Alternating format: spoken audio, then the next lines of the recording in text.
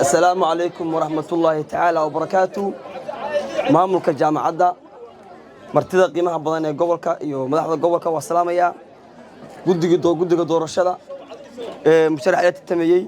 iyo ardayda qiimaha badan waa salaamantiin caawa waxa inoo dhacday doorasho taariikhiya waa u hambaleynayaa saaxiibkay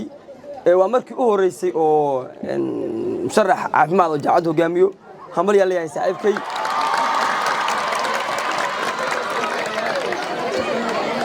sanadkan waxa dareemayaa in ay tiigi laga adkaaday saaxiibkay waxaan leeyahay hambalyo xilka aad qabatayna Allah ku fududeeyo